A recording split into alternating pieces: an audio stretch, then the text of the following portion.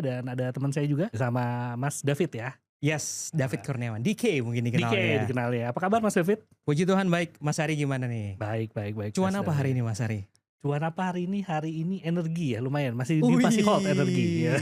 Menarik nih. Setelah breakout dia konsolidasi ternyata Lanjut naik breakout lagi. lagi. Masih hold gak tapi? Sekarang tadi udah taking profit tahap lah. Oke. Rada getar kalau udah lebih dari. Mungkin nanti saham ini yang kita mention di awal, nanti kita akan bahas sama narasumber kita kali ya. Oh boleh. Tapi ngomongin narasumber, kita mungkin udah kelihatan di video narasumbernya siapa gitu. Cuman aku mau kenalin lagi. Cuman memang Market Mind ini kita ngebahas atau ngundang gitu ya influencer dan juga pakar-pakar atau orang-orang profesional di pasar modal gitu ya. Dan untuk saat ini kita mengundang seseorang yang terkenal dengan seorang trader, terkenal dengan membalikan 30 juta menjadi 30 miliar. Itu berapa kali lipat? Kali lipat tuh. Saya sebenarnya 30 juta jadi 60 juta aja sebenarnya udah getar tuh. Itu 30 juta jadi 30 miliar gitu ya. Bersama the one and only Ko Hengki. Halo Ko. Halo. Thank you for having me. Ko Hengki, ini pertanyaan pertama nih. Oke. Jadi gue tuh tahu Remora gitu ya. Kita tahu lah semuanya. Kita paham lah dengan konsep Remora gitu ya. Gimana kita tuh follow the whale atau kita ikan kecil kita ngikutin gitu. Tapi gue menariknya gini. Kenapa nggak namanya domba yang tersesat atau enggak gitu. wolf gitu kan? Kenapa Remora gitu? Prosesnya punya gimana opsi tuh? lain gak sih sebelum akhirnya terbentuk sebuah komunitas namanya Remora? Oke. Dulu apakah kalian tahu apa arti Remora, tahu nggak sih itu ikan? Tahu. Oh, kalau saya dulu nggak tahu. Yang kasih nama Remora itu pasangan saya. Jadi dia lihat saya gaya trading dan segala macam, dia bilang kamu kayak ikan Remora. Gue bilang apa itu ikan Remora? Terus dia baru kasih, terus kita googling, nah baru itu tercetus asal muala Remora. Iya, dan logonya kan kalau lihat kan Remora kan R, 2R terbalik lah ya. Ya, R yang satunya lagi itu nama pasangan saya gitu. I see. Jadi nama pasangan saya sama Remora lah gitu. Jadi ini dua anak saya kayak gitu. Itulah asal muasalnya ya. Jadi kenapa nggak domba tersesat ya kenapa ya? Ya nggak ada gitu. Jadi dalam prosesnya sebenarnya udah tahu nih, saya biasanya akan mengikuti flow money atau big money-nya gitu ya. Cuman memang waktu itu nggak kepikiran kira-kira apa ya filosofinya gitu, terus community-nya gitu ya, kira-kira namanya. Waktu itu berarti sudah terbentuk suatu community, Mas? Dari awal sih emang nggak pernah ada rencana mau community gitu. Emang jadi dari awalnya? awal nyaman secara sendirinya. Terus kan ada teman-teman kantor gitu kan. Lu ngapain gitu kan.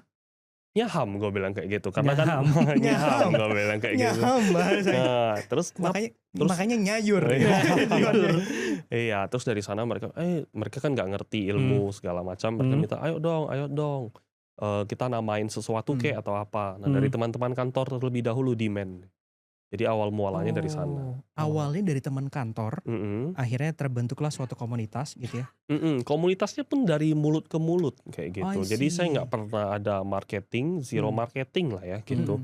Nggak, mungkin kalau orang sekarang tuh terkenalnya buzzer atau clipper segala macam ya. Kalau sampai detik ini pun saya masih zero gitu. Nggak pernah ada marketing gitu. Whether you like it, you take it. You don't like it, I don't mind. Gitu ya. I'm fine with it. Gitu. I see. Jadi marketing cost sebenarnya 0 sampai sekarang ya. Ya dikit-dikit lah ya. Nggak ada. Nggak ada sama sekali. Bener-bener nggak ada gitu. Orang mau ajak podcast, ya kalau kosong waktunya oke. Kalau enggak ya udah nggak apa-apa kayak gitu. Oke. Tadi aku penasaran. Kantornya kantor bergerak di bidang apa waktu itu? Kantor hukum. Kantor hukum ya. Jadi nggak ada hubungan dengan investasi. Nggak ada. Saham. Tapi kita corporate lawyer ya. Jadi Corporate kerjanya lawyer. ya mau terbitin bond, right issue dan sejenisnya. Corporate action ngerti di situ ya. Tipis-tipis lah. Tipis-tipis. Nah jadi makanya kalau baca peraturan kan kita tahu wah misalnya ada MTO kan syaratnya apa kan kita lawyer tahu kayak gitu kan. Terus misalnya ada yang corporate action, nah kita kan bisa cek OJK-nya, cek transaksinya. Jadi kalau matching semua, wah bener nih rumornya atau apanya. Malah kita bisa front run. Jadi ya ada advantage juga di sana. Kalau dibilang pure nol nggak ada finance, enggak. Tapi kalau accounting, yes nol. Tapi kalau secara legal, ya kita tahu dikit-dikit. Oh menarik, Mbak. Malah taunya itu dari sisi legalnya dulu ya. Betul. Memahami legalnya. baru mungkin connect ke angka-angka gitu. Tapi Bener. basic accounting itu awalnya nggak ada ya? Nggak ada. Zero gitu. Zero. Karena kan kalau di dunia ini ya, 2 hal yang paling penting, yaitu 1 accounting, kedua lawyer.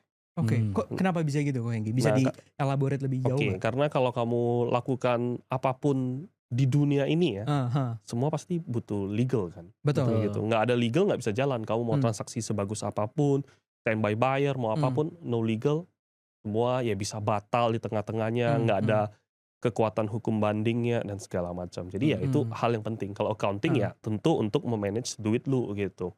Kiri kanannya seimbang. Ya, ini sebenarnya menarik ya. Kalau gue sering misalnya nih kita webinar atau ada acara gitu di luar.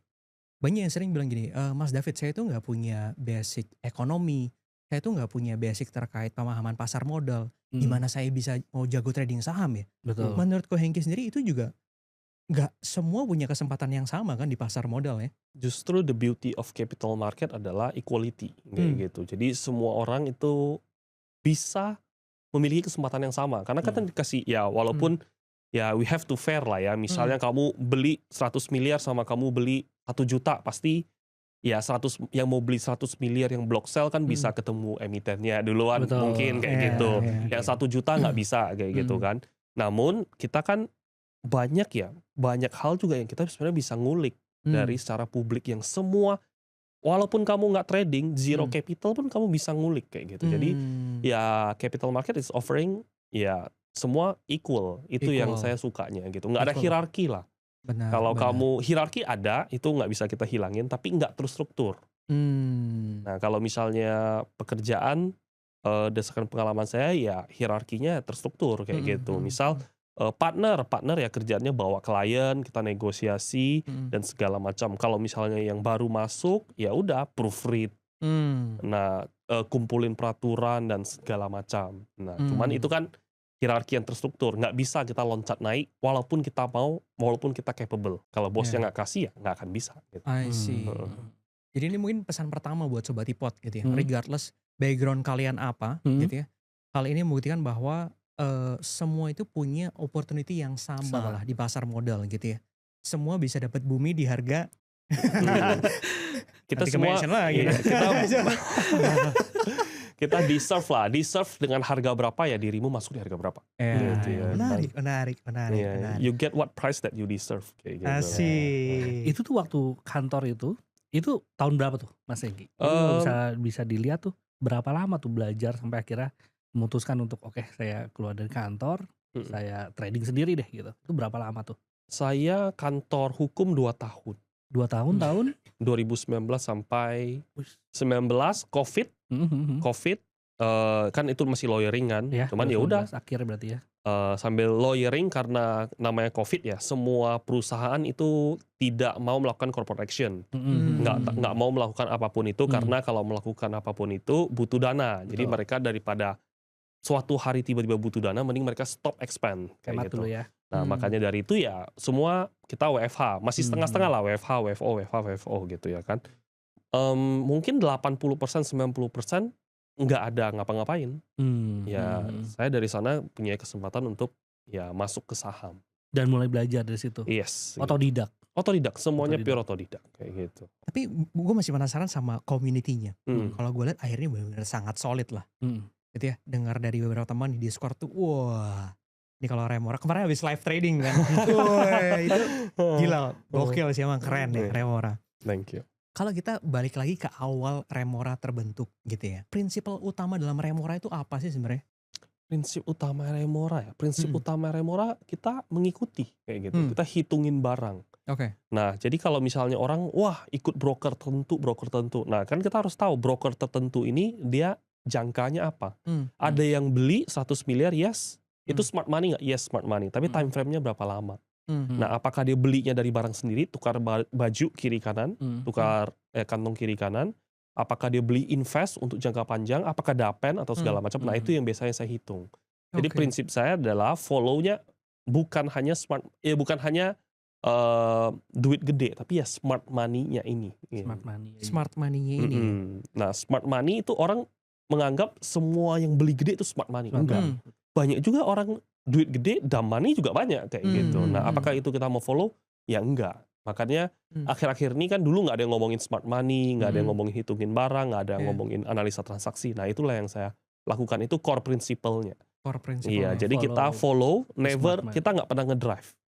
Nah, kalau ada orang kan ya nggak ngomong jelek ya gitu, tapi ada orang lah, jangan banyak gitu. Ada orang yang dia beli, terus dia ngedrive, baru dia exitnya ke komunitas. Exitnya ke komunitas. Iya, itu lumayan lazim terjadi bukan hanya di Indonesia tapi di banyak tempat lah ya. Ini jangan-jangan ada yang statement bilang gini, ya jangan salahin gua kalau jadi exit liquidity. Waduh, siapa ya? Nggak tahu, saya nggak tahu. Nah, tapi kalau saya sih kita fair kayak gitu, ngitungin barang, ngedrive, bukan ngedrive, nge-in-nya bareng kayak gitu. Nah, jadi ya fair lah kita. Harganya nggak beda-beda jauh gitu. Beda jauh ya. Jadi tadi smart money sama walk the talk. Gue beli ya, lu beli semua ya, gitu barengan. Iya, ya bisa cross check ke orang-orang yang remora trader juga ya. Komoditas lu kan sekarang gede banget ya, Ko ya? Enggak lah, enggak gitu. Cukup aja. Cukup. Perspektif kalau itu. Kalau itu gede. Cukup. Tapi gue menariknya gini, kayak lu sendiri gitu ya, kita udah sering lihat di beberapa podcast lah ya, dengan nominalnya berapa gitu kan. Dan sekarang komunitas yang sekarang otomatis makin besar dong ya, lebih besar daripada tahun-tahun sebelumnya. Artinya Remora ini bukan lagi Remora. Jadi apakah are you still Remora? Bukan jadi ikan-ikan kecil ya? Bukan jadi ikan-ikan kecil lagi. Are you Remora atau are you the whale sekarang? Kita sih candanya piranha ya. Kalau karena kita sekali ngomong nge-spike kayak gitu. Betul. Kayak contoh ya I don't mind untuk sebut sahamnya ya. Karena kan hari ini hari Senin ya, tanggal 8 ya. Kita ngincar dan beli Goto. Level Goto aja naik 12% kayak gitu. Nah, tapi apakah kita whales-nya? Tentu bukan. Kita whales dalam kategori secara amount ya, mungkin ya. Ya, I have to say that. Namun tetap kita ada whales-nya lagi gitu. Whales-nya ya another smart money-nya gitu. Mereka whales of the whales. Nah, whales of the whales. Walaupun kita size-nya whales-nya oke lah, kita whales kayak gitu. Tapi kita ukurannya misalnya 200 feet gitu. Nah, ada whales lagi yang 2000 feet. Nah, itu yang kita ngikutin. Jadi tetap saya menggunakan prinsip dari awal nggak akan pernah berubah. Walaupun ada banyak tawaran aneh-aneh ya, tapi tetap saya nggak mau lah gitu. Saya nyaman jadi orang biasa aja kayak gitu. Tapi misal gini, let's say gue orang baru belajar nih, gitu kan. Terus gue tahu bahwa Hengki Adinata dengan Remoranya lagi masuk ke suatu saham, gitu kan. Otomatis pasti amount-nya gede dong, gitu ya, bukan kecil lagi.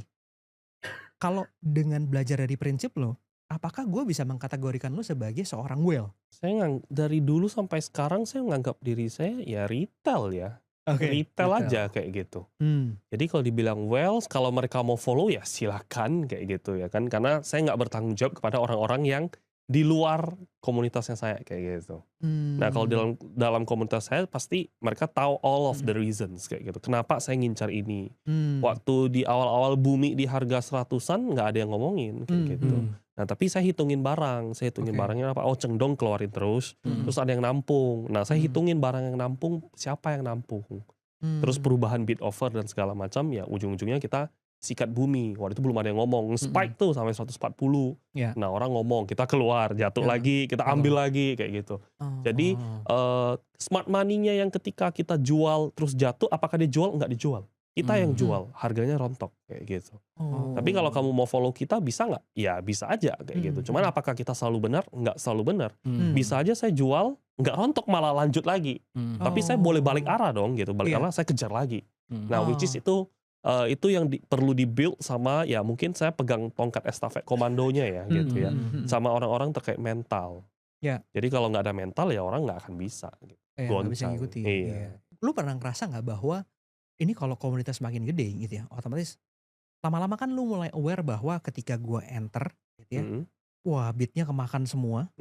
Lu bisa ngitung bahwa awalnya pertama kali Remora ada mungkin bisa makan dua over, 2 tick gitu. Lama-lama kemakan 5 over, naik lagi 7 over, 8 over gitu. Nah, itu hal yang dulu sempat saya takut. Seperti di concern berarti ya? Betul. sempat jadi concern. Misalnya saya mau barang, misalnya Bumi, saya mau ambil 5 juta lot. Itu kan per offer ya 2 juta lot. Nah kalau saya call, ya mereka pasti akan makan. Saya nggak mungkin bisa dapat 2 offer. Bisa dapat butuh 3 atau 4 offer lagi. Nah itu hal yang dulu saya khawatirkan. Makanya dari dulu itu saya nggak pernah mau rame kayak gitu. Akan tetapi di judging from current condition dan apa yang actual terhappen, ternyata ini menjadi senjatanya Remora. Ini menjadi senjata mahal yang orang lain nggak akan bisa ada. Karena mungkin tujuan kita kan orang, kita ngincar satu barang, harganya sama. Jadi kita ngincar, kita nge-breaknya, ngetonjoknya kuat kayak gitu. Nah ketika kita tonjoknya kuat, kita bisa lihat respon marketnya mau apa. Kalau respon marketnya mau main, dia akan FOMO sendiri. Karena misalnya, kan saya misal Bumi, saya hitungin harga average mereka ya kemarin waktu itu di 100-an. Nah ketika harga di 100-an, terus harga market sekarang 110 sampai 120. Masa sih 20% lu TP? Lu beli gitu gede, lu 20% TP, lu gak masuk akal kayak gitu. Nah ketika kita makan barangnya dia kan pasang offerin. Dia offerin biar harganya gak naik. Ketika kita makan barang dia cabut gak offernya? Satu. Kalau dia cabut artinya benar dia mau barang. Dan ketika barang dia udah kemakan, kita makan barang dia, mau gak mau gimana? Dia makan balik lagi atas. Jadi akan menjadi domino efek yang positif gitu. Itu yang saya rasakan. Nah, di berbagai saham kayak gitu. Mau saham koin kita dari 1000-an, nggak break, ku tes, break, lanjut.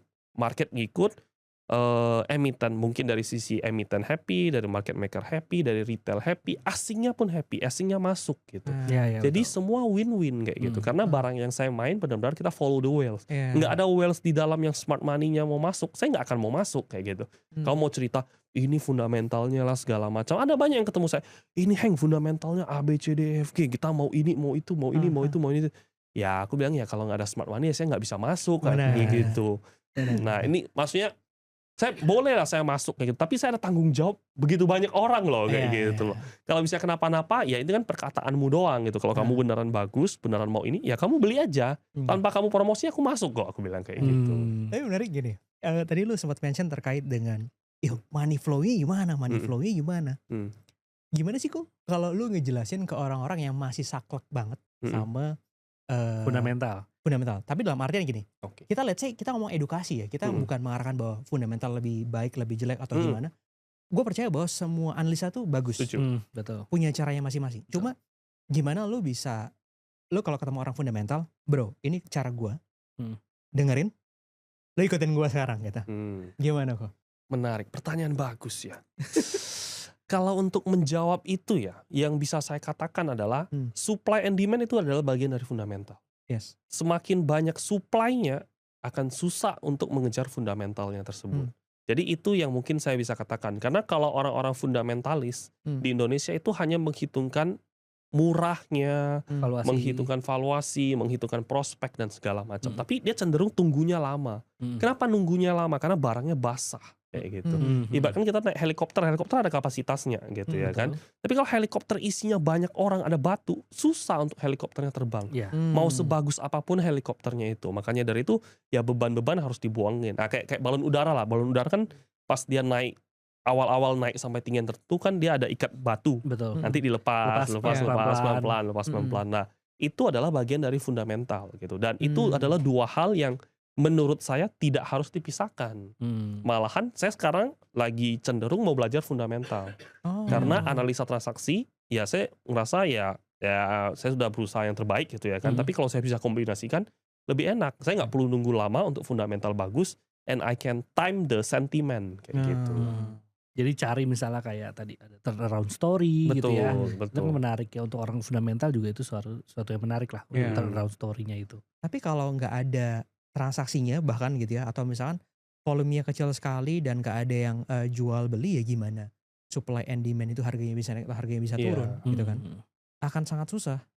Jadi ya di supply lah itu hal yang harus kita perhitungkan banget. Kalau misalnya kita nganggap ini murah, tapi kalau emitennya atau pengendalinya atau ownernya menganggap ya ini murah benar, tapi saya BU. Nah misal istri saya mau jalan-jalan ke Eropa, nah misal gitu. Saya butuh duit, saya butuh cash out. Dia akan ngebuang barang terus. Kamu mau beli satu T, silakan. Dia ada barang 10 T, dia timpuk kamu 10 T. Harganya nggak akan naik-naik gitu. Nah, jadi supply adalah bagian dari fundamental juga. Yang menurut saya itu tidak harus dipisahkan. Namun memang benar kalau menghitung supply and demand itu data yang kita punya itu tidak banyak. Nah, karena menghitung supply and demand kan ya jawabannya di DPS kayak gitu. Betul. Apakah kita bisa akses DPS? Nggak bisa. Tapi kita bisa menebak kira-kira barangnya itu di mana kayak gitu. Kita roughly itu bisa nebak kayak gitu. Ada cara hitungannya. Oh, ada cara hitungannya. Tentu. Kayaknya itu kita breakdown di akhir lah ya. Sabar dulu. Mungkin di awal nih masih one step aja. Boleh. Nanti lama-lama kita kulik ya. Ternyata ada caranya. Gue penasaran sebenarnya. Gak usah jangan bilang. Nanti orang skip ke belakang. Off the record. Iya. Misalnya ada call suatu saham gitu ya, Mas Hengki. Itu Mas Hengki ada beberapa guideline nggak yang dibutuhin, atau guideline itu seperti apa sih untuk akhirnya saya call ini deh suatu saham. Ada guideline-nya nggak tuh? Guideline-nya ya, kalau sekarang sih tentunya hype ya gitu ya. Hype. Berarti lihat trennya dulu kali, atau maksudnya bukan apa lihat trennya lah, lihat arah marketnya mau kemana. Arah marketnya mau kemana. Kalau dulu-dulu kan ya mungkin nggak seramai sekarang. Yang sekarang kan ya semua atas namanya, ya mungkin tahun ini 1-2 tahun ini Pak Prayogo Pangestu gitu kan. Namun ya kalau saya personally, saya rata-rata udah keluar hampir semua saham Pak Prayogo. Wah, noted tuh. Karena tujuannya hampir udah mau tercapai semua MSCI gitu kan. Nah, MSCI kan iya, kita kan bisa hitung, cara hitungnya gimana. Itu kan MSCI sebenarnya ada ngebuka gitu loh. Free float, market cap, terus exit price segala macam, terus ya laporan keuangannya segala macam, itu tinggal sebenarnya kita baca. Nah, semua hampir tercapai. Resikonya sih kecil ya, karena atas nama besar Pak Prayogo. Cuman ya namanya capital market, black swan selalu ada yang kita nggak bisa terduga. Betul. Jadi ya saya menganggap ya rewardnya udah nggak menarik. Makanya saya ya cabut-cabutin kayak gitu. Nah ya kayak gitu hype-nya. Hype-nya sekarang apa ya Pak? Ya. Happy Hapsoro sendiri itu ya kan, happy makes us happy kayak gitu kan. Nah jadi ya everyone happy lah. Jadi ya manfaatin momen-momen seperti kayak gitu. Jadi pertama tadi hype-nya dulu ya. Sorry, ini jangan sampai salah hype ya. Iya betul. Aduh. Jangan salah hype. Dan yang kalau hype ya, yang paling pentingnya itu adalah be early kayak gitu. Kalau sekarang orang ngomongin Pak Prayogo, ngomongin Pak Happy, everyone udah tahu. Nah tapi pas awal-awal cuan IPO listing, itu cuan itu open nggak arah loh. Iya. Nah dan nggak ada yang mau gitu. Itu saya yang arahin gitu, saya yang hajar kayak gitu segala macam. Jadi ya always be early lah. Bumi juga belum ada yang ngomongin. Orang bilang tunggu cendongnya. Tunggu cendong keluar jadi beban gitu ya. Terus saya nanya orang, Bumi bagus gak? Bagus, tapi tunggu cendong. Tanya lagi, Bumi bagus gak? Tunggu cendong. Nah, tunggu cendong harganya udah gak segini. Nah, kalau tunggu sikat aja langsung ya. Cendong jualnya juga makin tinggi makin sekarang ya, untung juga. Cendong tuh gue sempat ngitungin kayak sebenarnya dia tuh masih kurang lebih punya 7-8%-an ya, sekitar segituan. Kalau orang hitung-hitung itu butuh 3 tahun sampai. Lama banget. Tapi sekarang dia udah sisa 7%. Dia satu hari udah jual hampir lumayan gede. Iya, lumayan gede. Karena apa namanya, by trading value kemarin juga Bumi itu gede banget ya. Betul. Sekitar hampir 5,2 T kan pada bulan lalu kalau nggak salah, itu gede banget sih. And then tadi kalau misalnya tadi disimpulin guideline berarti pertama hype-nya. Gitu. Jadi bisa ada story-nya. Depan masih ada story. Tujuannya ngapain? Iya. Ada lagi nggak selain itu? Smart money-nya? Iya itu tentu gitu. Karena hype, smart money sama tujuannya dia mau ngapain itu pasti inline. Kenapa inline? Karena kalau namanya misal ya saya punya emitennya Remora gitu, RMRA gitu kan, RMRA. Nah, saya ketika mau jual ke MSCI, let's say gitu ya kan, mau markup 10x, let's say kayak masuk gitu. Ya. Saya kasih tahu teman saya nggak? Saya kasih tahu keluarga saya nggak? Pasti kasih tahu dong kayak gitu. Bro, gue mau gini, support dong, kita rame-ramein. Bro segala macam. Dan itu semua ketika mereka beli masuk ke transaksi kayak gitu, dan transaction kayak gitu. Kalau nggak masuk, ya nggak tercermin, nggak inline, tandanya mimpi yang kamu katakan ya tetap bermimpi kayak gitu. Nah, tapi kalau kamu saya tujuannya A, B, C, D, E terrefleksi dari transaksi, tandanya mimpi kamu itu kamu kerjakan menjadi mau kamu jadiin kenyataan.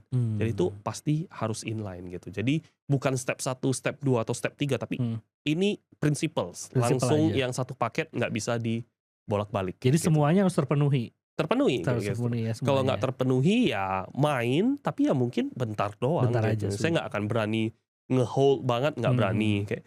Terus kayak Petro kayak kemarin yang waktu itu Black Swan ARB, itu kan saya makanin terus ARB, itu momen-momen yang dapat banyak barang kayak gitu. Nah kenapa berani? Karena Petro ya kita hitung-hitungan, wah MSCI 12.000, ini risknya masih jauh. Iya. Kalau cuan, CDIA dan segala macam saya nggak berani makan. Kenapa nggak berani makan? Karena ya risknya dia udah masuk standar gitu, dia nggak perlu goreng jauh lagi juga udah masuk Udah gitu. Jadi ngapain lagi kayak gitu. Nah betnya Petro, dan Petro ya turns out ya paling outperform dari antara semuanya. Betul. Gitu. Jadi ya misalnya basic logic doang sih. Gitu. Nah tadi ngomongin tujuan, berarti kan MSCI. Ada lagi nggak selain itu tujuan tuh kalau misalnya untuk saat ini ya? MSCI itu surga kali. Surga ya, jadi surga itu, gitu baru itu karena ya. kalau ke retail ya, kalau sekarang ke retail sih banyak duit ya, retail banyak duit gitu ya kan. Exit, kalau dulu untuk exit ke retail saya hitung-hitung 100 miliar exit ke retail aja udah hebat banget. Tapi kalau sekarang exit ke retail 300 miliar itu possible banget gitu, dan it's very easy kayak gitu. It's not that difficult. Nah, tapi kalau mau hitungan T itu tentu ke MSCI. Nah, jadi menurut saya, nah dan ini perbaiki fundamental ya. Mungkin agak berbeda, saya nggak ngerti fundamental di US atau gimana, tapi kalau Indonesia fundamentalnya mungkin cenderung udah kebalik. Yaitu perusahaannya bukan exit lah ya sebenarnya, lebih tepatnya mungkin dapat dana segar. Kalau bahasa exit kan kayak jelek banget gitu, kayak tukang nipu, tapi saya nggak setuju itu sebenarnya. Tapi dia untuk dapat duit, dapat fresh money-nya itu dimasukin ke real bisnisnya dia. Betul. Kayak kita lihat saham Pak Prayogo Pangestu, wah dia naik kenceng masuk MSCI, beli Shell, beli ya apa satu lagi Exelon ya atau apa. Yang penting ya dia melakukan beli-beli Tetap ekspansi. Tetap ekspansi untuk bisnisnya juga. Berbeda dengan kalau exit kan ibaratkan Pak Prayogo udah jual duitnya dia masukin ke saku, nah, dia ke Maldives party-party kan enggak kan? Nggak kayak gitu. Nah, ya, Pak Prayogo tetap kerja gitu. Jadi saya nggak sependapat dengan orang-orang bilang exit ke MSCI. Nah, mungkin lebih tepatnya adalah ya dapat dana segar untuk ya operasional bisnisnya. Nah, itu fundamental yang udah kebalik kayak gitu. Kayak Raja Ratu dapat MSCI, akuisisi ini, Akuisisi ini. tetap lakukan akuisisi. Jadi ya mungkin dunia udah berbeda. Oke. Tapi kalau case-nya gini, Henggi, gue waktu itu belajar case-nya Arto sama MTech 2022 ya kayaknya masuk ke MSCI kan. After MSCI harga hancur. Betul, itu MSCI-nya saya ada hitung ya, kalau nggak salah dia masuk Arto masuk 10T, keluarnya sisa 1T kayak gitu. Jadi dia cut loss 90%. Makanya bahkan seorang MSCI gitu ya yang dengan segala informasi, infrastruktur, pemahaman, sumber daya, itu cut loss gitu dalam gitu. Nah iya itu yang saya katakan, kita follow-nya smart money. Duit gede belum pasti pinter. I see. Nah duit gede bisa cut loss nggak? Banyak kok duit gede cut loss kayak gitu. Tapi apakah kita mau ikutan mereka cut loss? Ya 10T jadi 1T, parah nggak? Parah. Bagi kita. Bagi mereka apaan sih gitu ya kan. Nah mungkin kecil aja. Karena emang secara weightingnya di Indonesia kan nggak gede. Cuma 1,5% mungkin seingat gue ya. Jadi ya kita tergantung kita mau ikutin yang mana. Oke. Masih ngomongin MSCI, kita tahu kalau MSCI mau ada perubahan ke depan. Nah, kalau menurut Ko Hengki, itu kira-kira apakah tujuannya nanti masih akan sana dengan berbagai nanti mungkin ya si market maker cari cara nih gitu. Pasti cari cara. Pasti ya. Iya, karena mereka kreatif ya. Indonesia itu kreatif kayak gitu. Indonesia itu kreatif, nggak bisa kita. Indonesia tuh banyak orang pintar, banyak orang kreatif kayak gitu. Kreatif. Jadi MSCI A, tenang, ada A pangkat 2 gitu. Mereka bisa mikirin hal-hal yang seperti kayak gitu. Karena waktu itu sempat jadi sentimen juga. Betul. Beberapa turun tuh, gitu. Cuman akhirnya marketnya mereda, bursanya mulai ngobrol dengan MSCI, akan gitu. Ego lah ya. Akan ego seperti apa? Cuman aku juga pemahaman nih, pasti akan cari jalan lagi nih lain. Gitu. Salah satu cara cari jalan yang paling kelihatan adalah dengan reksadana. Gimana tuh? Nah, misalnya PT gitu ya kan. Dia kan kalau peraturan MSCI itu adalah kalau kamu PT dipegang sama satu orang tersebut itu nggak termasuk free float. Itu dianggap nihil. Betul. Gitu. Nah, barang-barang di PT ini dipindahin dua, ada pindahin ke Singapura. Nanti seolah-olah yang beli itu fund asing atau seolah-olah yang beli itu Dapen dan segala macam itu masuk kategori. Terus yang kedua adalah reksadana. Lebih KPD gitu maksudnya? Iya, dia bikin KPD sendiri, dia beliin barang sendiri. Nah, itu termasuk free float kayak gitu. Kebetulan kita sudah ada MSCI di sini. Kita undang MSCI. Kita selalu ada caranya ya. Kalau ada caranya. Malah jadi makin seru kayak makin gitu seru. loh. Kayak ya kita bisa melihat orang Konglo itu berpikir gimana kayak gitu. Oh, saya lihat wah ini menarik nih. Wah, enggak ada yang ngomongin tuh enggak sampai sekarang, orang malah panik gimana loh. Oh, gimana nih masuk MSCI? Aduh, dia ada triliuner bukan bocah kemarin sore, digertak dikit takut, bukan dia digertak dikit dia bluff balik kayak gitu. Kayak poker lah. Gitu ya kan. Dia raise, dia re-raise. Dia raise lagi, dia all in. Ya kayak gitu. Tapi mereka pintar pasti. Jadi kok Hengki ngelihat apa dengan sebuah perubahan yang akan lakukan MSCI itu kayak lagu lama lah. Akan ada caranya gitu. Betul. FCA. Pas orang ngomong FCA. Siapa yang semua orang pakai FCA. Saya jackpot gede di FCA. Kayak gitu. Saya jackpot banget gede FCA gitu. ARB ada volume, saya sikatin. Waduh, itu happy. Nunggu bentar 10%, besok lagi 10% gitu. Saya cuma mantengin jamnya FCA doang, tapi ya di mana ada peraturan yang baru atau peraturan yang diributin, pasti selalu ada kesempatan, ada celahnya. Iya, benar. Di mana ada, saya sebutnya kalau lahannya masih kosong, masih basah, nah kita bebas menggarapnya. Nah, dan ketika masa-masa MSCI ada hal-hal yang baru, nah itu adalah momen-momen kita untuk lihat itu opportunity kayak gitu. Nah, biarinlah mereka komplain, ya silakan lah. Tugas kalian kan komplain. Tugas saya kan ya saya mau ya how to make it lah gitu ya. There is the only way. The only way adalah we adapt kayak gitu. Betul. We cannot control the market gitu. Focus on the thing that we can control only. Yes. Ya. Sebenarnya ini sama kayak prinsipnya Warren Buffett yang pernah bilang, buy Other real. when others fearful, be greedy, and be greedy when others are fearful. Betul. Gitu kan. Kalau gitu sekarang udah banyak yang greedy, kita fearful dong. Nah, itu nggak tahu tuh. Ini kita bahas tapi nggak tahu ya. Tapi tunggu dulu. Lu kan buka opening podcast ini dengan ini, Mas Ari. Dari 30 juta menjadi 30 miliar. Betul. Gitu kan. Compounding, gue denger ceritanya tuh dari tahun 2021 lah ya, Hengki mulai ya. Mulai tuh dari belajar compounding, all in gitu kan. Dapat cuan ini di compound lagi ke cuan yang selanjutnya. Gak semua orang bisa kayak gitu. Gak semua orang bisa dari cuan di compound lagi jadi cuan. Dan lu tadi sempat mention terkait dengan psychology.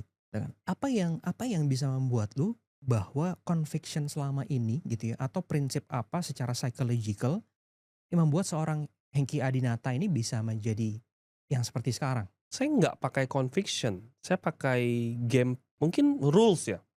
Rules gamenya apa? Kayak gitu. Rules gamenya ya follow the money segala macam. Kalau misalnya nggak sesuai gimana pun ya cut, udah gitu. Saya follow the rules. Nah, I set the rules and I follow the rules. As simple as that kayak gitu. Jadi nggak pernah pakai baper, nggak pernah pakai emosional, dan selalu objektif sih gitu doang gitu. Tapi kalau kita ngomongin trading, mungkin pasti akan ada namanya win dan lose ya. Betul. Let's say misalkan kita ngomong trading plan kita dari 10 kali trading, kita menang 5, kalah 5. Win rate 50% nih. Tapi kalau dengar dari cerita lu kan, lu berani banget buat all in nih. Dalam satu saham gitu. Hajar gitu kan. Bahkan menggunakan leverage. Kalau contoh nih, gue udah yakin nih dengan setup yang gue punya gitu kan, satu saham ini mau breakout, gue belajar dari lu ada follow the money flow-nya masuk gitu kan, cek broker summary-nya, cek dan detailnya emang masuk gitu kan.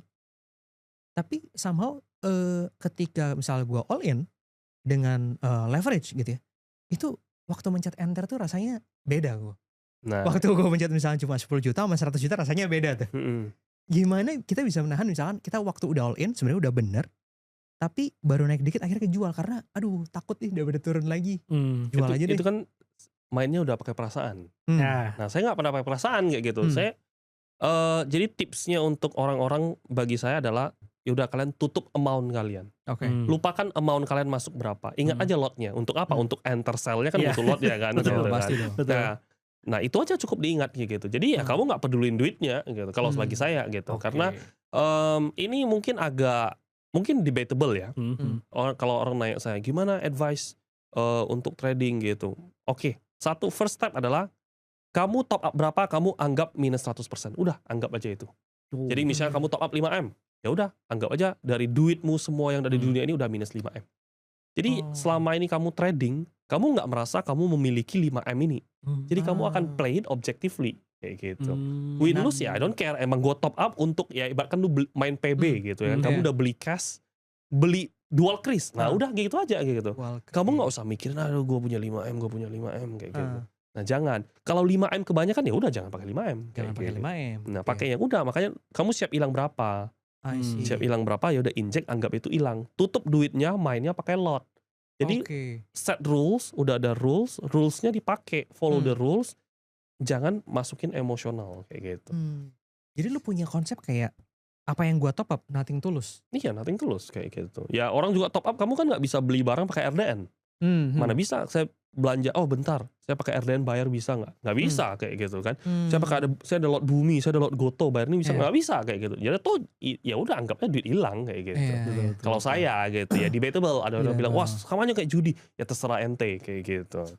Tapi menariknya gini, kalau kita mengedukasi orang gitu ya, dan gue percaya bahwa setiap orang pasti beda-beda, punya risk profile-nya masing-masing gitu ya. Kayak misal contoh, misalkan Hengki start dengan uang 1M, saya 100 juta, mungkin Mas Hari pakai uang 50 juta, uangnya beda-beda. Gimana sih kayak kalau lu meng-advise orang money managementnya ketika masuk ke suatu saham, entry-nya itu segini, lot atau value atau berdasarkan TIFAL, kita lihat dulu hitung barangnya atau gimana sih?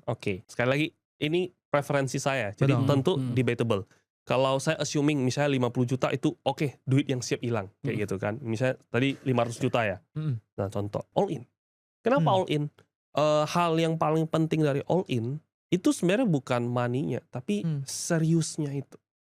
Nah dari segitu banyak 900 saham, kamu harus milih satu. Betul.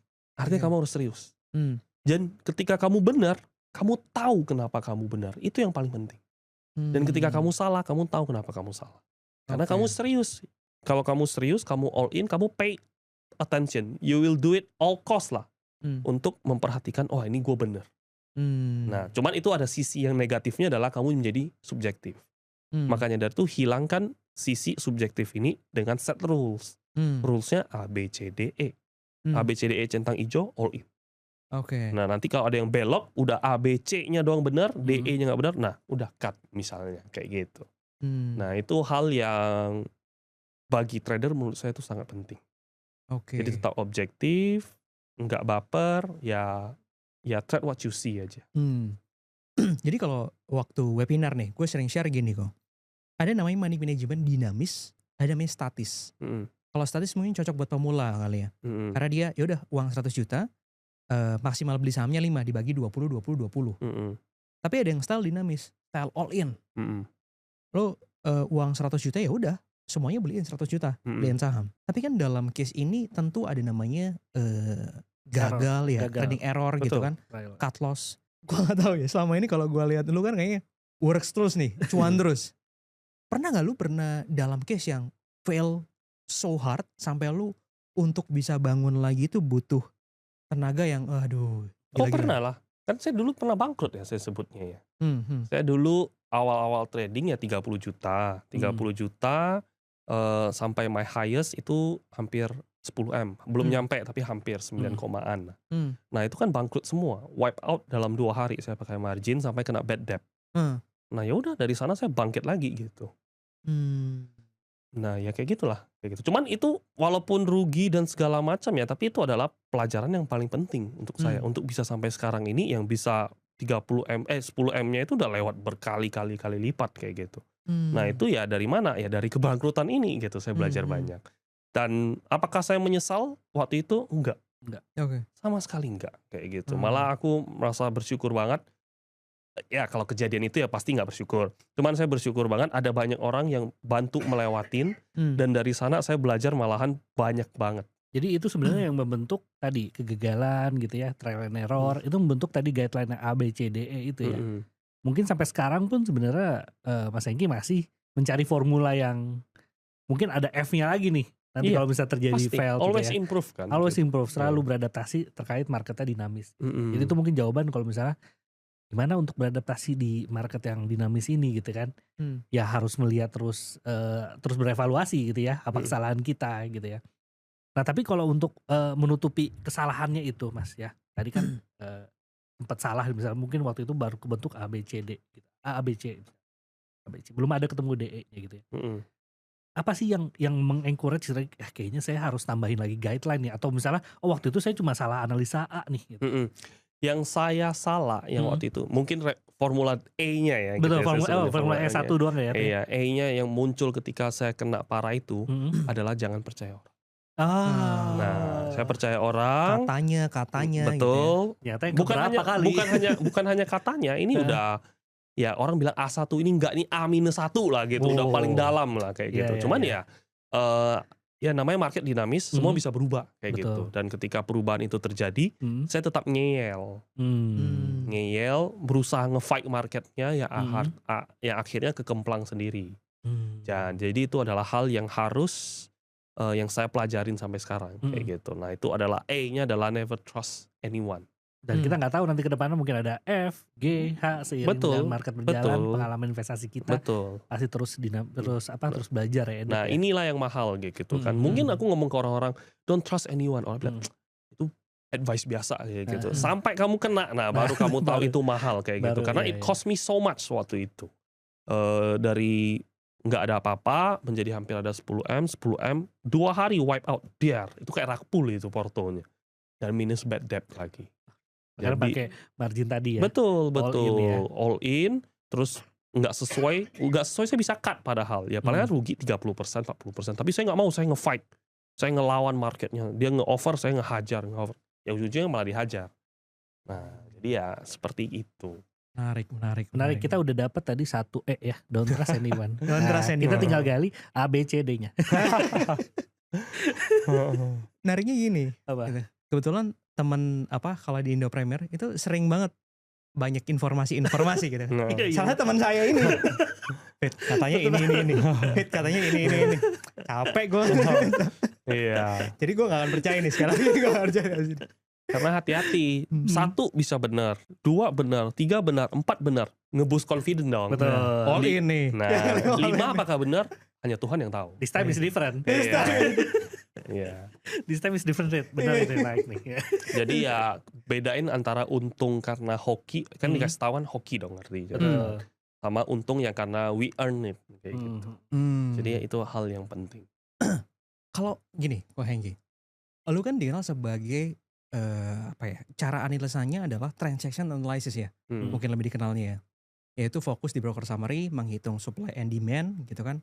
Baru akhirnya lu koneksasikan dengan mungkin teknikal ketika breakout gitu ya. Saya nggak pernah pakai technical. Wow. Oh technical ya? Okay. Mungkin di ini order book ya, tape reading ya. Bid offer lah. Bid offer. Nah tapi sebenarnya kalau kita ngomong analisa transaction analysis ya, itu kan mungkin lebih sama kurang mirip dengan bandarmologi nggak? Sebenarnya saya nggak setuju dengan definisi bandarmologi kayak gitu. Misal ada yang beli gede, apakah itu bandar? Belum tentu. Bisa aja saya beli gede, bisa aja kamu beli gede, gitu kan? Bisa aja papa saya ditipu orang tiba-tiba beli gede gitu kan? Apakah itu bandar? Enggak. Jadi bandarmologi menurut saya itu agak mengawang-ngawang ya, kurang jelas. Jadi saya nggak setuju dengan sebutan bandarmologi. Saya mengkategorikan semuanya itu sebagai analisa transaksi aja. Karena kita menghitung transaksinya, ini kira-kira condongnya paling kuat ini ke siapa. Karena kita nggak akan benar-benar tahu ini siapa yang beli. Sampai kita mati pun nggak akan tahu, kecuali orangnya ngomong. Tapi kalau kita bedain antara transaction analysis dengan bandarmologi, konsep perbedaannya itu di mana sih? Konsep perbedaannya adalah bandarmologi itu menurut saya terlalu lancang ya ngomongnya. Nah, tapi kalau analisa transaksi itu kita menghitung barang-barang itu bedanya. Kalau bandarmologi kan cuma lihat siapa yang beli, siapa yang jual. Betul. Nah, ada lebih parah lagi brokermologi biasanya kayak gitu. Nah, tapi yang ketiga menurut saya analisa transaksi itu kita menghitung detailnya dan kita bisa nebak, wah ini arahnya mau kemana. Kalau brokermologi misal broker misalnya asing gitu ya, kan broker AK beli 100M. Nah, oke, gue ikut beli. Besoknya AK jual 20M. Wah, dia jual, gue jual juga. Padahal kan kalau secara analisa transaksi itu masih net buy. Nah, kita bisa hitungin, oh dia jualnya ke kenapa? Kenapa? Dia jualnya ke siapa? Jualnya ke retail. Oh, retailnya berapa banyak barang, di harga berapa. Kan kita bisa hitungin semuanya kayak gitu. Nah, itu masuk ke dalam kategori analisa transaksi. Sedangkan broker atau bandarmologi menurut saya enggak. Bandarmologi, oh ini di akum, ditarik sama, oh average-nya segini. Tapi apakah average-nya benar di sini? Enggak. Bisa nggak dia pindah barang? Bisa. Bisa nggak dia dari misalnya dari AK pindah ke BK gitu. pindah ke BK misalnya, ya kan, dengan nama yang sama, muncul nggak di pasar nego? Nggak muncul. Nah terus kamu tunggu sampai mati, AK-nya nggak akan keluar-keluar. Padahal dia keluar dari BK. Nah bandarmologi itu tidak bisa menghitung, nggak mendetail hal-hal seperti itu. Nah analisa transaksi itu bisa kayak gitu. Terus BK, oh tiba-tiba BK jualan 100M. 1 bulan yang lalu yang makanin AK, tiba-tiba BK jualan. Kita hitung analisa transaksi. BK-nya kapan makan barang 100M? Nggak ada. Kok tiba-tiba BK-nya ada jualan? Anomali. Best guess-nya apa? Pindah barang. Atau orang yang nyangkut lama, atau emiten, atau nomini, atau segala macam. Nah itu kita bisa melakukan, bisa kita telusuri lebih dalam, ada caranya lewat analisa transaksi. Tapi kalau bandarmologi dia nggak akan mengerti segitu dalam. Menurut saya kayak gitu. Tapi kalau kita ngomongin transaction analysis ya, Ko Hengki, nge-screening awalnya itu gimana ya? Gimana kita bisa memulai kayak, oh ini nih saham ini yang masuk ke kategori transaction analysis nih. Gimana ya? Nah sekarang sih banyak tools ya, banyak tools yang pakai. Cuman tools-toolsnya itu yang menurut saya lebih suka itu adalah analisa bid offer. Nah jadi bid offernya per harinya gimana? Dulu tuh saya sering recording. Jadi saya nge-recordin, wah bid offernya saham A, B, C, D, E itu hari ini segini. Tiba-tiba dia akan suatu hari itu akan ada perubahan bid offernya. Nah itu adalah cara saya menghitung analisa transaksinya. Dalam artian money flow-nya ini udah mulai bekerja. Kalau saya sebutnya itu tukang parkir lah. Jadi nggak mungkin tukang parkir ngejaga di tengah-tengah hutan. Ngapain tengah-tengah hutan, yang diparkir harimau kali ya? Kan nggak mungkin kayak gitu kan. Ada ini makan harimau. Nah mobil motor nggak ada, tapi tukang parkir ada ketika ada mobil dan motor. Nah ada Indomaretnya. Nah di konteks ini ya semua tercermin dari bid offer. Gimana untuk misal ada 900 saham? Kalau kita misal, ini contoh gue ya. Kalau gue pakai biasanya, gue akan screening dulu dari Kompas 100 gitu kan. Gue lihat mana yang secara teknikal bergerak di atas EMA 5 dan EMA 20 karena sahamnya lagi uptrend. Tapi kalau ngefilter bid offer itu gimana lu bisa ngeliat bahwa dari 900 saham ini bid offer yang lagi rame, fit dan bagus untuk diperhatikan? Makanya kita harus tahu universe-nya kita sendiri. Jadi kita set watchlist-nya kita sendiri. Betul. Kalau kamu ngomongin Pak Pepe, Pak Happy, sama grup-grupnya Wi-Fi, itu sama Pak Bakri saya tahu gitu. Saya udah ngikutin dari awal kayak gitu. Jadi kalau yang lain yang main-main aneh-aneh ya saya nggak tahu. Jadi ya kita nggak bisa. Saya orang nanya saham ini gimana? Ya kalau saya nggak main saya nggak tahu gitu. Ngapain saya nggak tahu terus saya jawab kayak gitu. Nah kalau saya sih kayak gitu. Mending saya fokus di saham-saham yang saya tahu, size-nya sizable sesuai dengan saya gitu ya kan. Dan saya bisa bawa teman-teman rame-rame masuk. Nah di sana saya prefer saham-saham seperti itu aja. Memang punya stok universe-nya sendiri. Betul. Dan fokus di saham itu aja ya. Betul. Saya nggak peduli kalau misalnya bisa naik 100% tapi saya untung sendiri atau masuknya kecil buat apa? Kayak gitu. Apakah happy saya bilang, wah saham ini bagus. Tiba-tiba arah. Ya kan? Tiba-tiba arah, saya masuk sendiri. Anak-anak saya nggak masuk. Ya ngapain kayak gitu kan? Ngapain saya heboh-hebohin kayak gitu? Mereka juga, ini orang norak jadinya kayak gitu kan? Ngapain kayak gitu? Nah bumi sizable. Saya malah bilang all in kayak gitu. Bumi masuk aja, merem masuk aja gitu. Pas bumi naik, everyone's happy kayak gitu. Siapa yang lose? Nobody lose kayak gitu kan. 5,2T Tifal sih ya semua orang bisa masuk lah ya. Itu semua orang bisa masuk. Nah itu di awal-awal juga bawa-bawa malahan kita ngumpulin ya, bumi yang ngumpulin. Saya bilang saya makan 3 juta lot, 4 juta lot, saya pasang di over. Nah orang kan takut. Orang takut, orang jual, kita ngumpulin lagi gitu, dapat lagi, pasang lagi. Nah, pas kita pasang over, ada yang tiba-tiba mau makan over kita. Itu kan menandakan wah market mau ngikut. Cabut over, kita udah punya barang. Langsung harganya naik kenceng. Tapi menariknya ini, kalau kita pakai case bumi ya sebagai gimana cara analisis seperti apa Hengki Adinata gitu ya. Di case bumi yang harganya dari awalnya mungkin di 100-an ya. sampai 140 baru akhirnya naik kenceng lah gitu. Screening awalnya kok akhirnya gue memilih Bumi sebagai stock pick buat para di grup community juga gitu. Itu awalnya gimana? Apakah ngeliat oke, satu kan memang konglomerasi gitu ya. Bid offernya kah? Bid offernya itu kayak gimana sih kok gitu? Bid offernya itu salah satu bid offernya. Tapi yang kedua adalah logic yang menurut saya orang nggak kepikiran kayak gitu. Untuk bukan menaikkan ya, jelek banget bahasanya. Untuk suatu saham naik, itu tentu harus ada buying powernya. Membeli itu butuh apa? Duit. Ada duit, nggak membeli nggak naik. Mau membeli nggak ada duit, nggak kebeli. Nah, jadi intinya adalah ada duit, ada tujuan, beli, naik. Oke, itu satu ya. Kita sepakat sampai sini ya. BRMS masuk ke mana? Index gold. Dia udah dapat berapa T dari index gold. Artinya apa? Dapat duit. Satu. Terus kemudian BRMS masuk mana? MSCI. Dapat apa lagi? Dapat duit. Duitnya ngapain? Apakah dikantongin? Dia nggak kantongin. Duitnya dihasilkan duit lagi. Dengan gaya apa gitu kan? Saya cari sahamnya apa? Wah, saham paling banyak, paling berat itu Bumi. Kenapa Bumi dia nggak mau sikat cendongnya dari kemarin? Karena nggak ada duit. Butuh fresh money. Karena ya saya mungkin karena Cina kali ya. Cina kan kalau bisnis pedagang adalah sebisa mungkin kita nggak usah inject capital, tapi dari apa yang kita punya, aset-aset yang kita punya menghasilkan duit. Kita muter gitu kan, kita ngeflip pakai otak kita. Nah ini yang berusaha mereka lakukan. Makanya pas dia masuk index gold, dia udah mau masuk MSCI, saya sudah mulai collect. Nah pas dia masuk MSCI dapat duit, bener, sikat itu Buminya.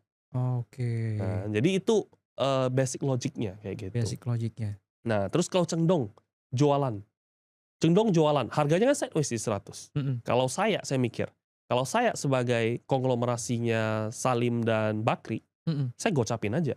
Saya gocapin 50-51, saya beli 50-51 diskon 50%. Dengan harga berapa T kayak gitu. Happy nggak? Happy. Kenapa nggak dilakukan hal itu? Nah, terus kenapa bisa harganya stay di 100? Artinya ada yang beli. Siapa yang beli? Ya saya tebaknya ya emitennya lah kayak gitu kan. Nah jadi fair price-nya mereka di 100. Sekarang harga 120, saya 100. Worth it nggak bagi saya untuk ngebet bersama owner? Worth it. Dapat duit, dapat kepentingan, average-nya nggak jauh, momentumnya lagi ada, sikat gitu. Nah saya bilang sikat gitu. Sikat ini meram, tapi agak cepat ya dia. Saya bilang mentok-mentok 1 tahun 100% lah merem, aku bilang kayak gitu minimal. Tapi ya ternyata ya nggak nyampe gitu. Baru berapa bulan disikat semua sama orang kan. Tapi ya intinya adalah cara membacanya kurang lebih seperti itu. Nah, gitu ya. Orang kan nggak dapat kayak gitu. Berarti ngelihatnya adalah gini. Satu dari stock universe-nya gitu ya. Terus melihat kayak ada story di belakangnya gitu ya. Tadi misalkan BRMS dia masuk ke MSCI, dia masuk ke index gold. Dapat uangnya mau diapain? Ada salah satu emiten yang mungkin belum naik dan ternyata ada shareholder-nya yang jual sahamnya gitu ya, Cendong itu. Dan ketika mereka jual ternyata ada yang makan juga. Betul. Gitu kan. Itu ya menurut gue emang logik yang sangat bagus di mana ada yang jual pasti ada yang beli. Dan siapa nih yang beli? Kok mau beli gitu kan? Pasti ada ya kita bilang kepentingan lah ya.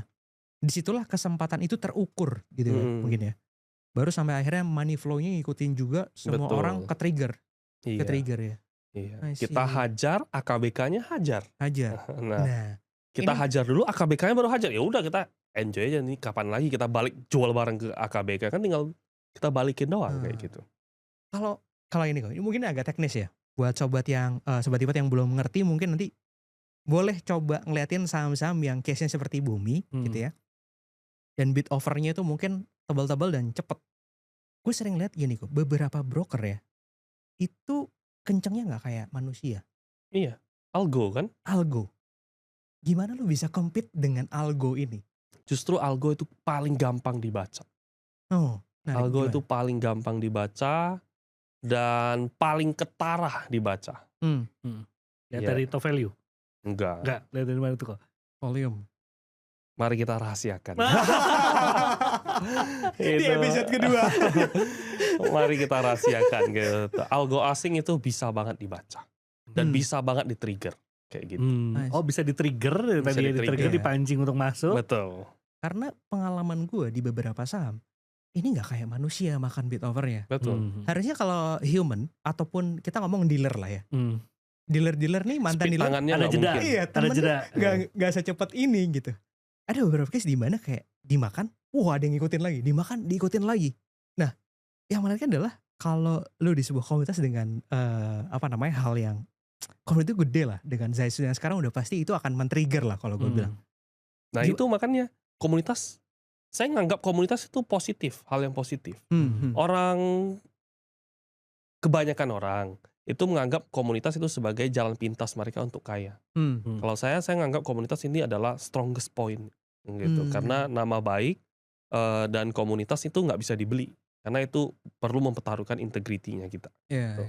Nah makanya dari itu kalau ditanya apakah khawatir atau enggak kayak gitu, positif banget kayak gitu. Saham yang kita main itu kita nge-trigger banget gitu. Nge-trigger bukan hanya kayak contoh saham yang gocap deh kayak gitu kan, gocap kita main waktu itu BSBK gitu saya sebut aja. Kita udah keluar semua gitu kan. BSBK dipasang offer, dia nggak mau kita naik. Kita sikat offernya, kaget dicabut semua offernya, langsung dia makan lagi sampai arah. Besoknya arah lagi, lusanya hampir arah, kita buang lepas semua gitu. Malah lepasnya di ujung banget kita lepasnya, sahamnya langsung rontok. Jadi kita nge-trigger jadi tornado yang positif kalau saya sebut. Jadi dengan adanya, kita sebutnya algo lah ya, dengan adanya algo ini, lo melihatnya sebagai hal yang positif ya, bukan menjadi hal yang wah gue takut nih kalau misalnya nanti gue dan community gue masuk, ini gue dihajar sama algo ini. Enggak gitu ya? Enggak, justru kita yang bikin algonya lumayan aktif. Mengikuti. Iya, kita kan lokal versus asing kayak gitu. Jangan lokal bunuh lokal, jangan. Lokal gitu. pride. Kita gantian menjajahnya. Ini kalau gue lihat ya sebenarnya jadinya yang jadi remora itu algonya ini. Iya, tapi ya berusaha lah kayak gitu untuk ke algonya. Apakah kepancing nggak peduli kayak gitu.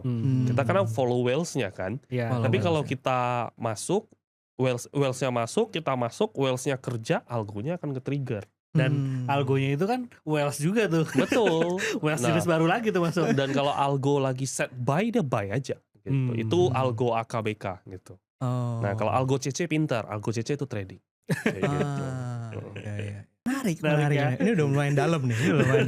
Oke, tapi kalau aku boleh tanya, di 2026 nih ke depannya, sebenarnya kalau misalnya ngomongin portofolionya Hengki gitu ya, masih nggak tadi nanti akan lebih ke all in, atau karena 2026 kita belum tahu nih kira-kira temanya akan apa?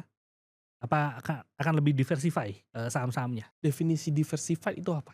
Macam-macam, misalnya saya cobain grup ini ya, grup ini, grup lain, atau misalnya cobain sektor lain gitu yang kemungkinan bisa dapat sentimen positif gitu.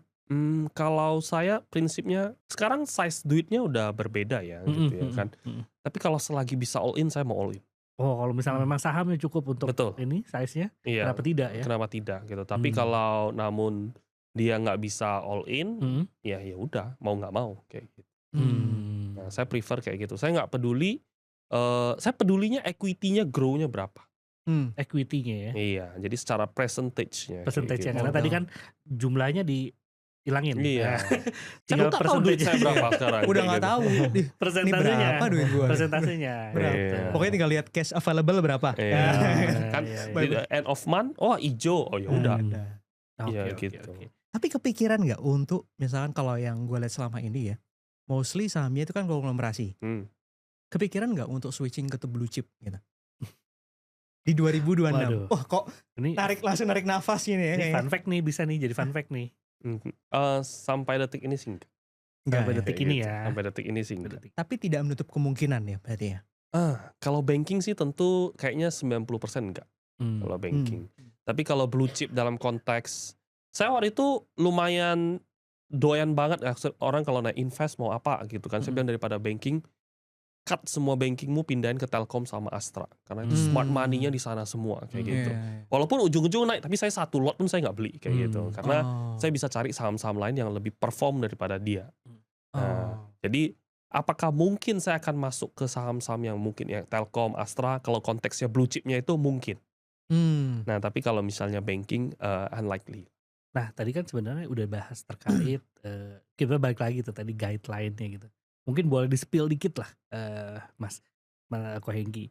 Kira-kira kalau untuk gimana sih cara filternya kalau misalnya kita ngomonginnya mungkin lihat tadi bid offernya atau lihat dari dan summary-nya gitu ya. Kalau misalnya melihat suatu saham nih, ini saham bagus nih.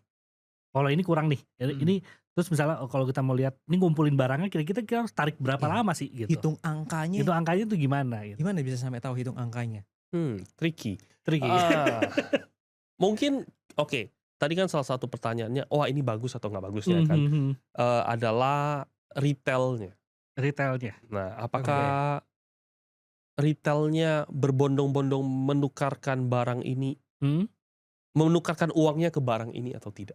Nah, untuk tahu, ini definisi retail nih. Ya, definisi retail tuh kan bisa aja sebenarnya remora juga itu. Beda ini gimana tuh? Bedainnya semua adalah di gaya main. Gaya mainnya. Nah, gaya main retail seperti apa biasanya ya silakan implementasikan sendiri kayak gitu. Karena akan kelihatan cara retail. Tadi kan bilang algo asing makannya cepat banget segala macam. Ya udah itu kan bisa tebak. Itu bukan dumb money. Retail gimana? Ya balik aja kayak gitu loh. Itulah yang saya counter terus-terusan. Nah, kayak misal Goto lah. Goto sekarang jelek gitu ya kan. Orang ngomong Goto. Nah, ini juga menarik nih, sama kayak Bumi. Goto. Newsnya kemarin apa? Sorry, EBITDA-nya udah mulai positif. Oke, itu satu hal. Yang saya bukan ngomongin itu. Dan antara merger. Bukan. Itu kedua juga. Salah lagi. Yang saya ngomongin adalah Telkomsel rugi besar di Goto. Oh, di Goto, oke. Masuk ke KPK. Betul kan? Betul. Negatif atau enggak? Ya negatif. Makanya aku sebut. Nah, ya kan? Negatif kan? Negatif banget itu, pakai banget gitu. Karena udah masuk ke KPK. Tapi pas hari itu rebound harga. Artinya apa? Artinya itu malahan dipakai untuk smart money untuk membeli gitu. Karena kalau beneran jelek, udah selesai itu, gocap aja gitu. Nah, kenapa tidak melakukan hal sedemikian?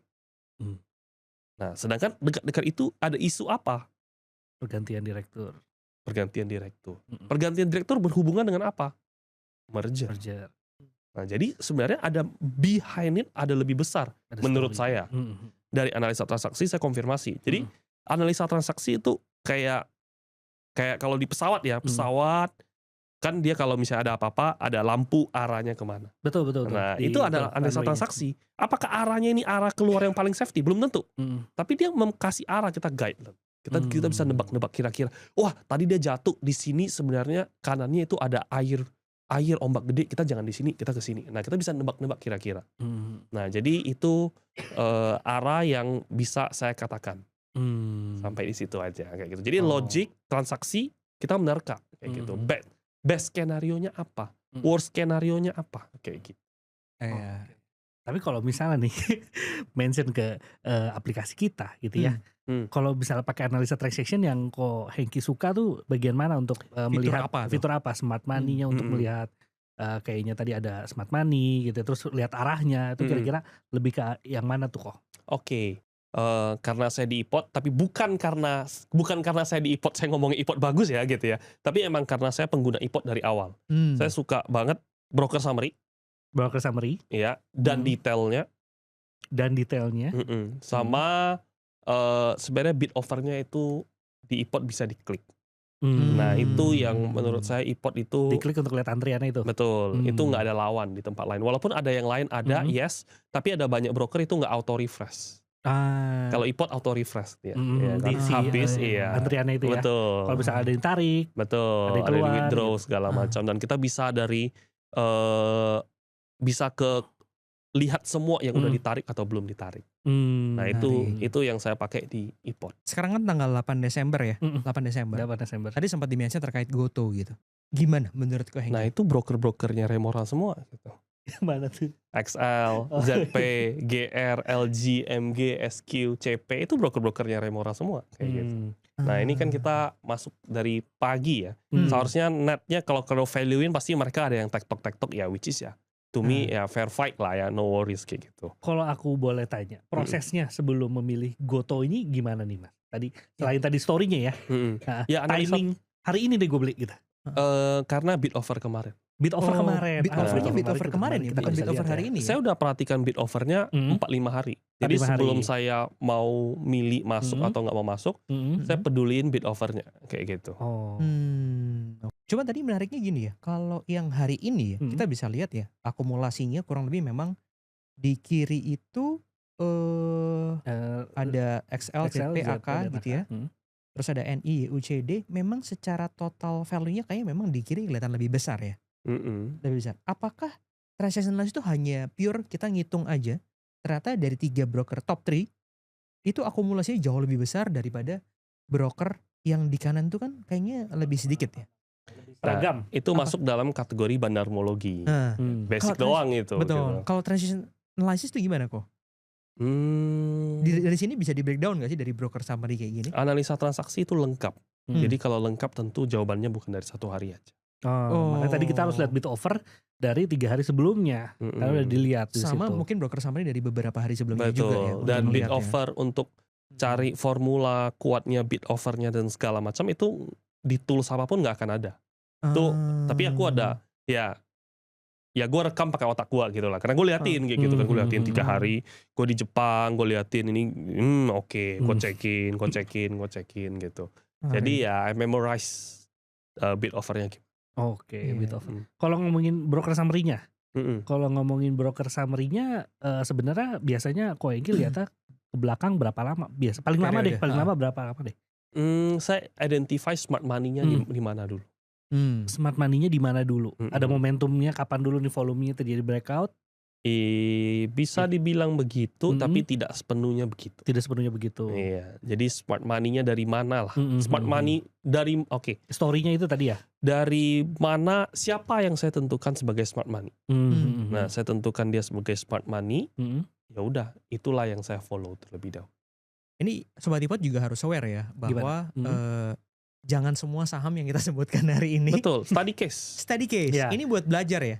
Disclaimer bukan berarti ya. rekomendasi. Betul, gitu. bukan berarti rekomendasi. Kita buat belajar ya. Harus dewasa lah. Harus dewasa. Karena yang sering takutkan adalah katanya di podcast ini, ini Goto bagus nih gitu. Saya enter gitu. Kok turun? Iya. Anda. Ya saya expect-nya sih yang nonton dan mengambil keputusan udah dewasa kayak betul. Kalau masih kanak-kanak ya silakan hidup di dunia kanak-kanaknya kayak gitu. Dan coba tadi kalau misalnya saya summary, berarti pertama mungkin kalau mau ikutin guideline-nya dari Koengki gitu, kita harus lihat bid over-nya dulu tadi ya, 3 hari ke belakang, atau ya lihatlah kira-kira ada kejanggalan-kejanggalan nggak gitu ya, dalam tanda kutip lah, kejanggalan yang kayaknya ini bukan retail deh yang pasang bid atau pasang over gitu ya. Jadi bilang seperti itu. Terus lihat juga dari broker summary tadi, kalau misalnya ada volume besar gitu kira-kira dari mana nih.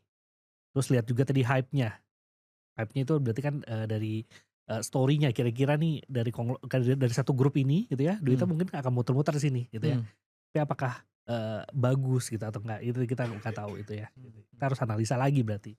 Cuma tadi yang terakhir sih yang saya tahu sih, don't trust anyone gitu. Don't trust anyone. Kurang lebih begitu. Tapi mungkin sebelum kita masuk ke pertanyaan-pertanyaan terakhir ya. Pertanyaan terakhir, boleh nggak kok gini? Kita nggak usah sebutin kode emiten gitu ya. Kita nggak usah sebutin kode emiten. Kasih kita kisi-kisi gitu ya. Mungkin sektor atau ada kepentingan tertentu gitu ya. Tapi nggak usah sebutin kode. Nanti Sobat Ipot bisa analisa bareng-bareng biar bisa simpulkan gitu. Kira-kira wasisnya Koengki itu gimana? Untuk mungkin menjelang 2026 nih. Gitu. Oke. Gak usah sebutin kode emiten. Oke, menarik. Ini dua hal yang saya suka untuk tahun 2026. Satu adalah orang bilang batu bara lah, kan kita energi, oil and gas dan segala macam. Transportasi. Waduh, menarik tuh transportasi. Itu satu. Oke. Kedua adalah by law, by regulation, by POJK. Mereka, ini yang kedua ya, adalah emiten-emiten ini diwajibkan untuk right issue kalau modalnya belum terpenuhi. Diwajibkan? Iya. Oke. Diwajibkan untuk. Nah itu dua sektor yang menurut saya mungkin bukan 2026, tapi awal-awal 2026 dia akan perform. Nanti bisa diklip. Nah, ternyata ini. Oh, bisa iya. diklip gitu boleh. Menarik. Sebenarnya masih banyak ya. Iya. Cuma mungkin kita nggak bisa bahas semuanya. Kita bahas semuanya, tuh. Jadi karena hari ini udah banyak di spill juga sebenarnya. Udah banyak kita korek-korek terus, kasihan. Iya, korek-korek kasihan. Sobat Ipot harus likes dulu, komen gitu ya. Pokoknya komen aja, view juga, share biar banyak view-nya gitu ya. Biar nanti kita bisa ngundang lagi. Nanti di 2026 ya, kita tinggal rewind tadi video yang tadi. Ini maksudnya. Kita bahas lagi ini gitu maksudnya ya. Sobat Ipot gitu. Saham-saham ini loh maksudnya gitu. Jadi kita bisa belajar lagi nanti ke depannya gitu case-nya. Case tadinya makin banyak. Oke. Dari Ko Hengki gitu, ada kata-kata terakhir nggak nih Ko? Gitu untuk pesan-pesan untuk Sobat Ipot. Ya, bukan kata-kata terakhir. Pesan buat Sobat Ipot. Untuk Sobat Ipot, sorry. Pesan untuk Sobat Ipot ya. Mungkin kenali diri sendiri. Itu hal yang menurut saya paling penting. Kenali diri sendiri. Dalam diri sendiri itu artinya kita cocoknya sebagai apa sih? Jangan wah Hengki ini trading bisa untung. Belum tentu karakternya cocok dengan kalian. Jadi kenalin diri kalian sendiri. Jalan menuju surga itu banyak pintunya. Tidak harus satu-satunya lewat trading, tidak harus satu-satunya lewat investasi. Makanya dari itu semua cocok-cocok. Nah, kamu cocok yang mana? Cara tahu cocoknya, coba dan jujur sama diri sendiri. Itu dong. Dan mungkin ada beberapa Sobat Ipot yang fun fact, oh ternyata Ipot ada nih aplikasi XC-nya. Dan dipakai juga gitu oleh trader profesional gitu. Betul. Jadi teman-teman boleh explore gitu ya. Boleh explore, mungkin nanti bisa kalau misalnya di kita kan ada iPod Buzz ya. Kita ada iPod Buzz dan kita ada komunitas. Di sana bisa tanya-tanya juga gitu ya. Ada fitur-fitur yang bisa dibahas juga di sana, itu boleh di sana kita bahas terkait iPod XC ini ya. Thank you yang udah stay sampai akhir video ini gitu ya. Thank you juga Ko Hengki atas waktunya. Thank you juga untuk insight-insight yang sangat berharga. Jurus-jurusnya udah keluar nih sih. Hampir 70% udah keluar loh Mas David. Itu daging semua loh. Belum tipis-tipis ya, masih tipis. Oh berarti masih banyak. Nanti kita bisa nanti kulik lagi. Iya. Dari Mas David ada penutup? Cukup dari saya itu aja. Mas Ari. Oke, kalau gitu. Thank you untuk Sobat Ipot yang udah nonton, like dan share dan komen dan share untuk lebih banyak nanti yang bisa nonton dan kita bisa undang pakar-pakar lainnya. Thank you semuanya. Thank you Sobat Ipot. Thank you.